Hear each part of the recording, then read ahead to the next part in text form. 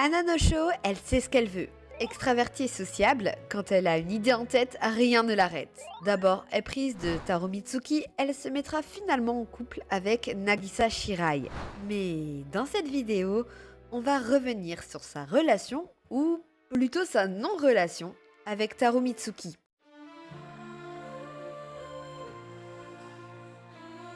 Anon, elle a parfaitement compris le credo « Faites ce que je dis, mais pas ce que je fais ». Ce n'est pas de gaieté de cœur que la princesse sirène de la Perle Bleue est arrivée sur Terre. Anon a dû fuir son royaume pour échapper aux démons marins. Elle va très vite rencontrer Lucia et comprendre que la princesse sirène à la Perle Rose a le béguin pour Kaito Domoto, un simple humain. Or, les sirènes n'ont pas le droit d'aimer les humains. Il y a ce veto qui indique que si un humain découvre la vraie identité d'une sirène, elle meurt en se transformant en écume. Pas très joyeux en soi. Et ça, Anon, elle le rabâche bien à Lucia, en tout cas au début, parce que Anon va également avoir un crush pour un être humain. Sur Terre, Anon se comporte comme une humaine et va au collège. Oui, je vous rappelle qu'elle est au collège, âgée de 14 ans. Et Anon va craquer pour son professeur de musique, Taro Mitsuki. Dès sa rencontre avec Taro, Anon va immédiatement éprouver une grande admiration pour le musicien, admiration visiblement qu'elle va confondre avec un sentiment amoureux. Selon le Wikia du fandom Mermaid Melody, l'âge de Taro est d'environ 21 ans. L'attirance n'est cependant pas réciproque, fort heureusement.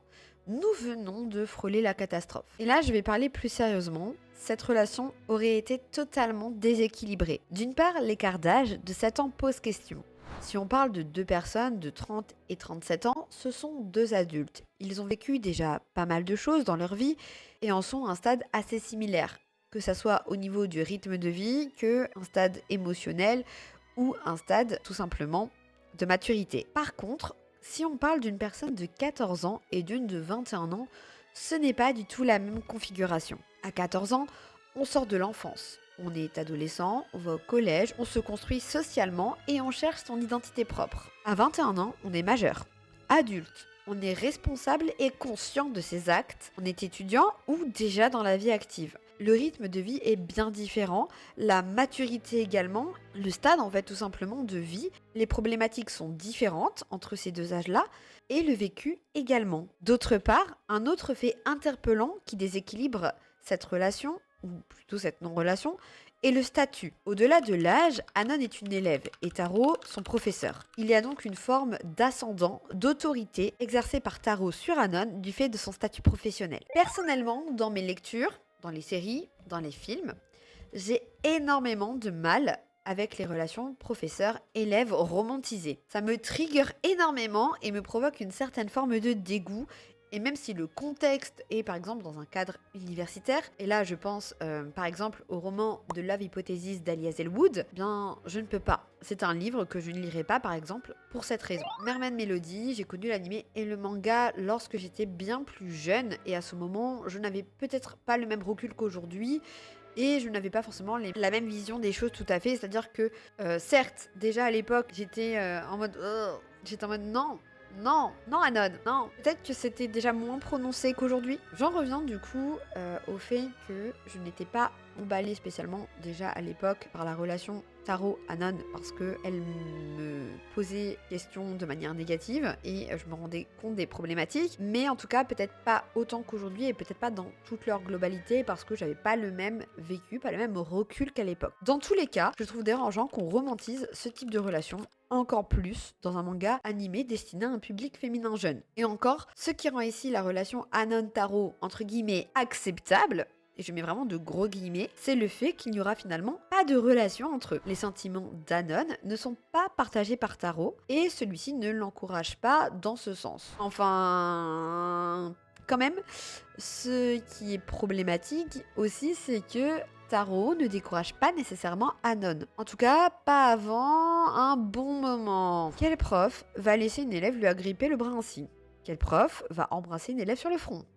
Taro Mitsuki n'est pas un homme idiot. Pour moi, il se rend forcément compte des sentiments d'Anon à son égard, mais il choisit de les ignorer. Ça, c'est pas normal. Ça, c'est pas acceptable. Je n'ai pas le souvenir que Lucia ou Rina ou n'importe quel autre personnage ne condamne fermement les sentiments d'Anon en tentant de la raisonner ou de mettre en garde le lecteur spectateur. Et ça, c'est aussi un problème parce que je rappelle que Mermaid Melody, c'est destiné à un public assez jeune. Là où on aurait pu avoir une mise en garde pour le lecteur spectateur, ce n'est pas le cas. Là où on pourrait faire de la prévention auprès de jeunes filles n'est pas fait et au contraire on normalise ce comportement. Et encore, Anon n'est pas la première princesse sirène qui a craqué pour Taro Mitsuki. Avant elle, il y a eu Sarah, princesse de la perle orange de l'océan Indien. Alors la relation entre Sarah et Taro est aussi déséquilibrée, mais là ce n'est pas le sujet de cette vidéo. En tout cas, la rupture entre Taro et Sarah va déclencher, la destruction du royaume des sirènes de l'océan Indien et précipiter Sarah en tant qu'antagoniste. Taro n'est pas au courant d'ailleurs de tout cela et n'a jamais finalement cessé d'aimer Sarah. De même, Sarah n'a jamais cessé d'éprouver des sentiments pour Taro. Et d'ailleurs, quand Anon va s'en rendre compte, elle va forcément être très triste. C'est terrible pour elle d'accepter que l'homme pour lequel elle a le béguin en aime une autre qui, accessoirement, a œuvré à l'anéantissement des différents royaumes de sirènes. Bonne ambiance, n'est-ce pas? Dans la saison pure, Taro Mitsuki décide de partir en Allemagne pour étudier la musique, suite à la mort de Gaito et Sarah. Il laissera à Anon des partitions de musique composées spécialement pour elle. Je n'approuve pas du tout cette méthode. En tout cas, le départ de Taro va offrir à Anon un nouveau départ également, puisque Taro lui fait enfin part qu'elle devrait s'intéresser à quelqu'un de son âge. Excellent conseil qu'il fallait donner dès le début.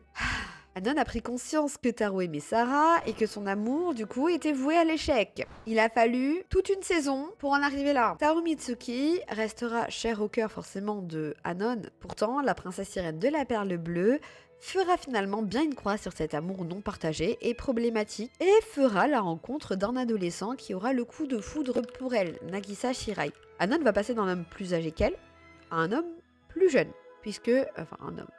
Nagisa est un adolescent, il est un peu plus jeune, je crois qu'il a 12 ou 13 ans. Et là, pour le coup, Anon n'a plus de 14 ans, mais elle en a 15. C'est déjà mieux niveau équilibre, puisque là on est sur deux personnes qui sont à peu près au même stade de vie, même si on peut avoir quand même pas mal de différences entre quelqu'un de 12-13 ans et quelqu'un de 15 ans. C'est déjà beaucoup plus équilibré. Et bien sûr, j'aborderai la relation entre Anon et Nagisa dans une prochaine vidéo. Mais là, c'était Anon et Taro. Si vous êtes encore là, je vous remercie de votre présence et de votre écoute. N'hésitez pas à laisser un j'aime sur la vidéo, c'est toujours encourageant. Et si vous voulez réagir, mettez un commentaire. Et surtout, si vous souhaitez en connaître plus sur mon univers, abonnez-vous. Quant à moi, je vous dis à très bientôt pour une toute nouvelle aventure magique.